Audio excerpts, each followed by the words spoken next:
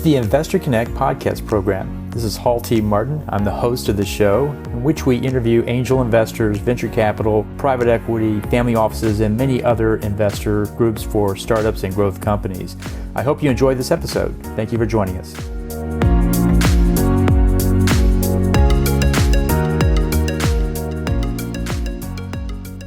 Well, hello, this is Hall Martin with Investor Connect. Today we're here with Dr. Chet, who is a physician, researcher, author, and healthcare innovator dedicated to transforming the future of medicine through technology.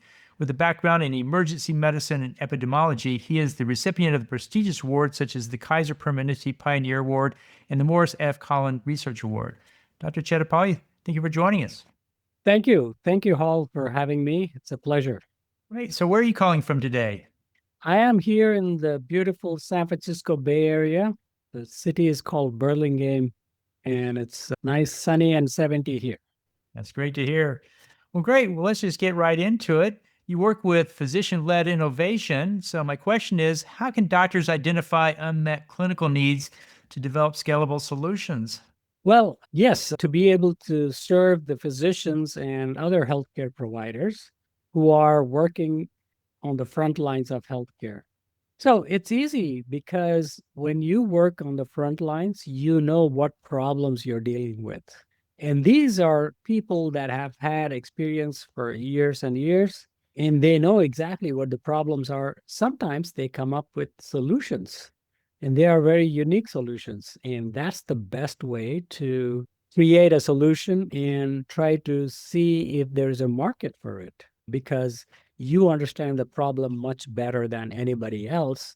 And also, you know if that solution will work because you may have tried variations of that solution. So you may have other ways to find out if that solution will work. And so we say you should play in your domain expertise area. That's the best way to do it. So how do you drive innovation in healthcare, through physician entrepreneurship and collaboration? How do you get others to join in with you on these things? So that's the reason, we know that, physicians and other healthcare people that are innovating, they may not have the resources, number one. They may not have the time. They may not have the knowledge or the network to be able to bring that innovation to market.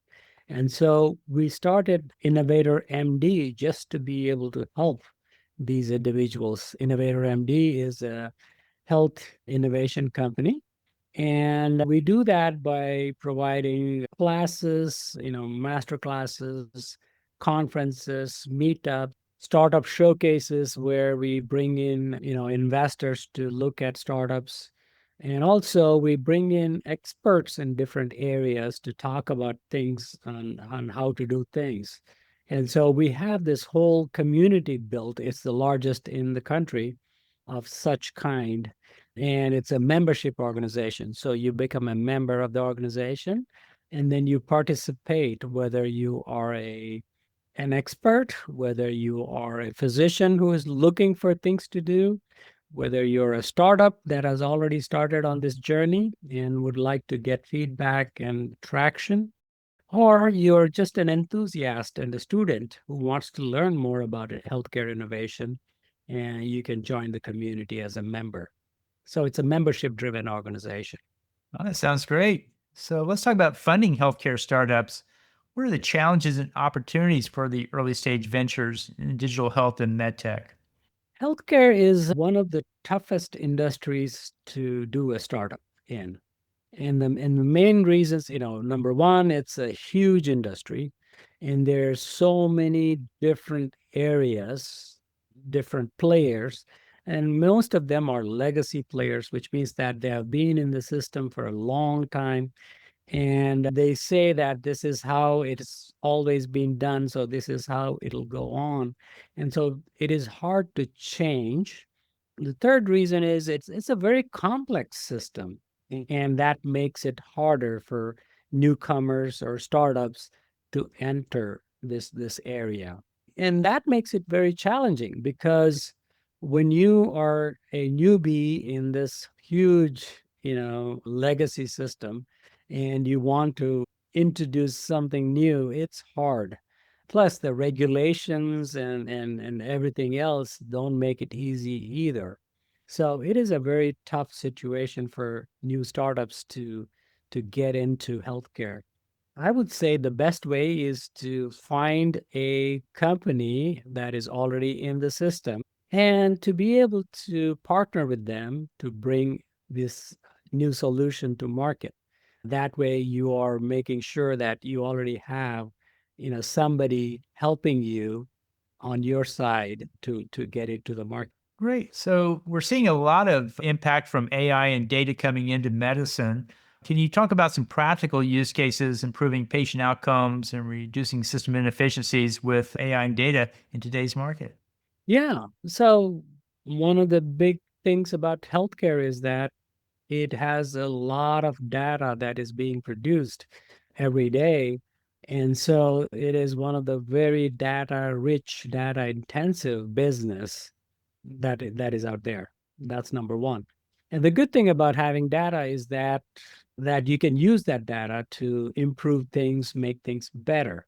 But the downside also is that that data is in silos, or it is, behind firewalls, behind closed doors. So it's hard to reach that data. So that's the challenge.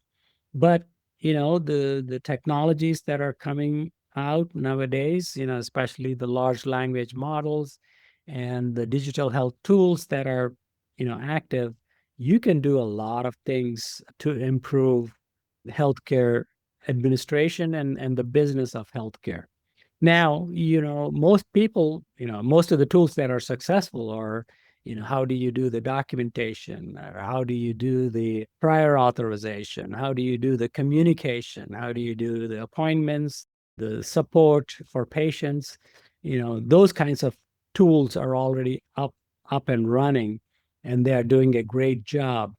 But where I see the most impact on healthcare is going to be on the healthcare, the science of medicine, where the science starts to change because you have so much information, and that wasn't, and you have tools that were not available just a few years ago, where you can derive a lot of insights into this data and help change the science so that it improves the outcomes for patients. And that'll soon be happening, and it's already happening in some of the biotech spaces where AI is able to find new candidates for drugs and new ways of treating old diseases. So I'm very optimistic about the future.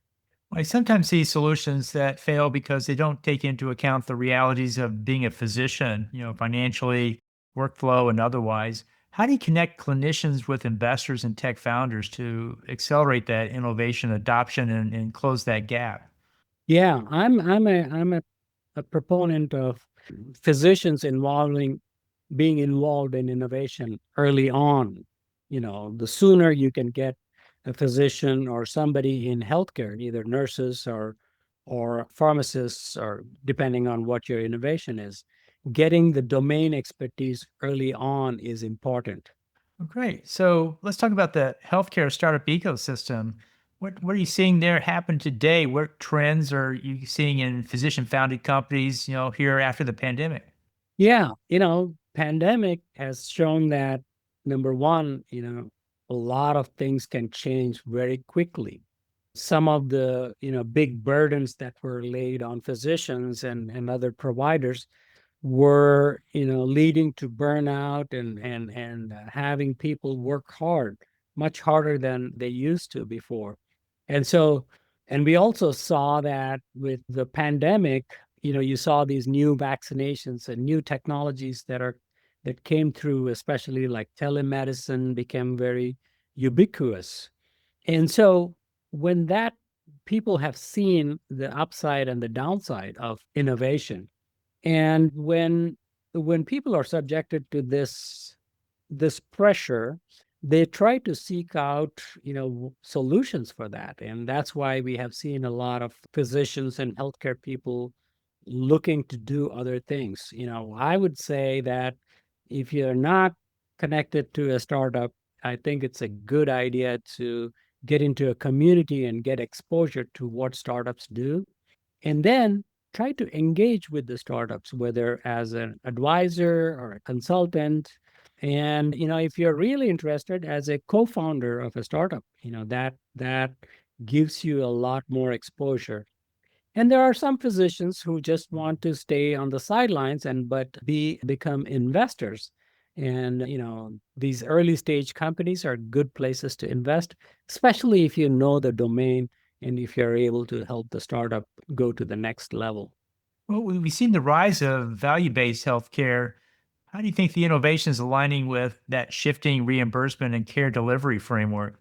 Yes, a lot of the investors and a lot of the companies are looking for solutions to improve value-based care because the current system, the fee-for-service system, is not sustainable in the long run.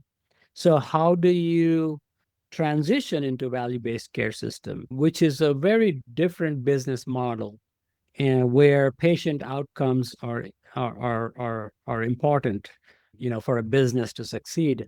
Technology tools are very useful in that case because then you can use technology to improve patient outcomes, whether it is quality, whether it is cost, or whether it is patient satisfaction. And so all these things come into play, not just generating revenue. You have to be able to improve the quality, decrease the cost, and improve patient and provider satisfaction.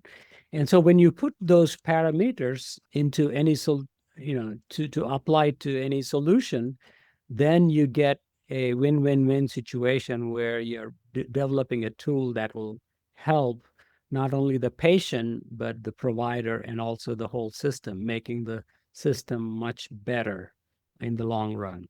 Well, you've seen quite a bit of experience from the Innovator MD Ventures. What are some of the key takeaways from supporting multiple healthcare startup journeys that you came through there?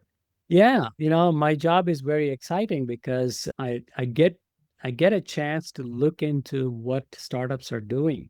I have a front row seat to innovation, and I can see how things are going to change in the future. And so kind of predicting where things will go, and that is very exciting. Number one, just the ideas and looking at the big picture.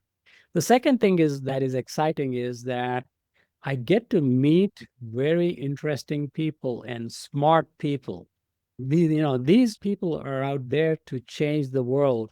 And so that is very exciting and inspiring to me to continue the work that I do to support these ventures. The third thing is, you get to do things that you would not otherwise have dreamed of, making a difference in the world where you're changing things for the better, especially in healthcare where it needs a lot of innovation. Great.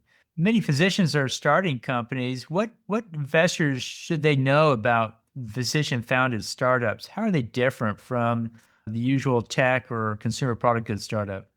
Yeah, when physicians do the startups, they are coming from a very high knowledge level into the problem and they understand, how it should be done. Where physicians have challenges is where they tend to treat it as clinical practice. What I mean is that a startup's business goals are very different of a clinical practice's goals. And so that's where physicians find it challenging. And so an investor's main job is to guide these physicians, get them additional help where in the areas where they need help, where they need understanding and knowledge and experience.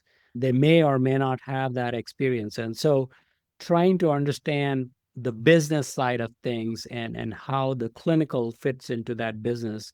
And that is the role of the investor, trying to figure out how to make this a successful venture. Right. There's an explosion of new technologies and new approaches in the market today. What are your predictions for the next wave of technology-driven transformation in care delivery? What do you think is going to be the big game changer? As I predicted, 6, 7 years ago when I wrote my first book on AI and healthcare, on how AI is going to change healthcare, that is coming to fruition right now as we speak. When I wrote the book, nobody knew what AI was and how it's going to change healthcare. And by the way, if you want to check it out, it's called Punish the Machine. And what we are seeing is that the ease of building new technology, has really improved. So today it is possible that, a few people can do a startup and they can change, how a certain business process is run or how a certain new business model can be implemented. AI has, especially the large language models, have improved, the time it takes to develop something new and test it and keep iterating on it until you become successful. And so that is possible now with a very low threshold for entry into the market, entry into the development phase of a startup. And so that's the beauty that, where you can use those new tools to build startups. And so that has really helped, especially people like physicians and healthcare people understand how you can use technology. In the past, you have to have a very high level of training in software engineering and in coding and all of those things. You don't need that high level of engineering knowledge and skill anymore. What you need is some basic skills. And then once you know that your model is working, once you know that your system can grow and scale, that's when you can get more technical people and more business people.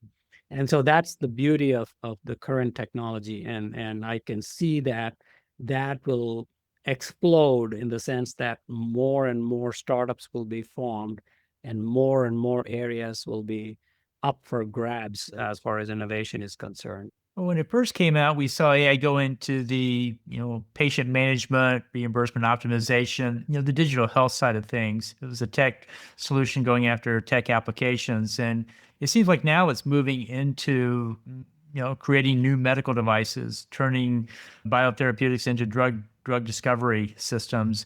What do you see on the latter two there? Where do you think that's going to go? Yeah, so that's a great question.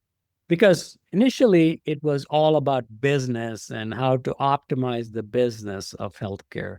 And then slowly it came to, okay, how do you make it more convenient for the patient? How do you make it more convenient for the physician? Right? The patient communication tools, the care management, the physician documentation, and all those tools. And where it is going is into the science of medicine, the science of healthcare. And that is where I feel the biggest bang for the buck lies.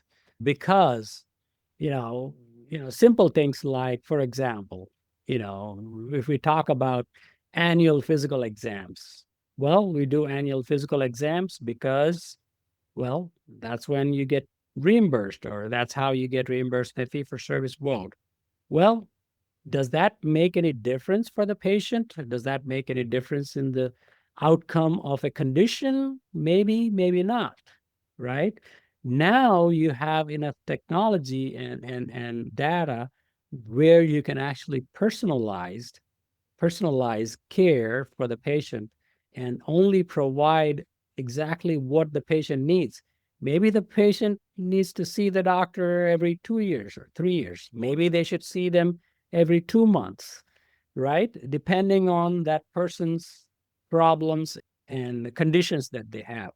The second big thing where the technology is going to improve is on predicting what a patient will have 5 years from now or 10 years from now?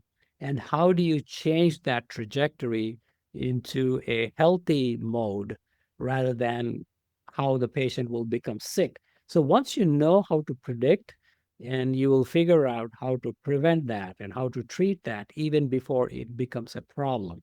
And so that's where I see the biggest bang for the buck, for these technologies will be. And that can only work in value-based care. It cannot work for the fee-for-service business model. I'm reading a book on AI, and it makes the case that AI strength is not automation, but rather coordination. In your example of the annual health exam, maybe coordinating your next regular scheduled visit should not be 1 year out. Maybe it should be 6 months out, or 12 months out, or 13 months out. And where's your take on that? The strength of coordination by AI as opposed to automation. So coordination is the outer layer that you see, but the deeper layer is clearly understanding the clinical condition. That is key. Coordination, yeah, that is happening right now as we speak, right? What is the next step for me to do, or what are the tests I need, or what are the potential medications that I can take. So that is all happening right now.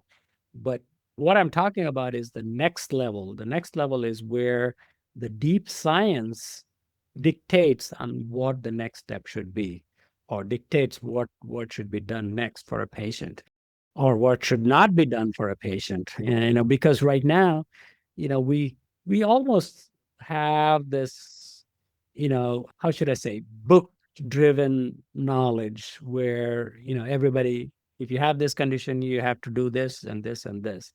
But that may not be the future. The future will be very personalized and very specific to an individual based on their risks and based on their conditions.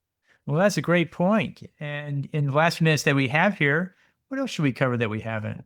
Well, some of the exciting things that we are doing here, I recently launched my startup in the autism space. It's called Sirica Therapeutics. We are building a device system to treat autism, and that's a very novel way of treating. And so if anybody is interested in the autism space, and please check it out. It's siricatherapeutics.com. We are excited about bringing this new technology to the market. We have done some preliminary tests, and it looks fantastic. And so I'm very excited about that. That's great. So, how best for listeners to get back in touch with you? The best way is through LinkedIn. LinkedIn has all my information, and just send me a connection request or send me a message, direct message on LinkedIn, and I'll get back to you. Great. We'll put your contact details in the show notes. I want to thank you for joining us today and hope to have you back for a follow up soon. Thank you very much, Hal. It's a great pleasure to be on this podcast and looking forward to more opportunities. Investor Connect helps investors interested in startup funding. In this podcast series, experienced investors share their experience and advice. You can learn more at investorconnect.org. Paul T. Martin is the director of Investor Connect, which is a 501c3 nonprofit dedicated to the education of investors for early stage funding. All opinions expressed by Hall and podcast guests are solely their own opinions and do not reflect the opinion of Investor Connect. This podcast is for informational purposes only and should not be relied upon as a basis for investment decisions.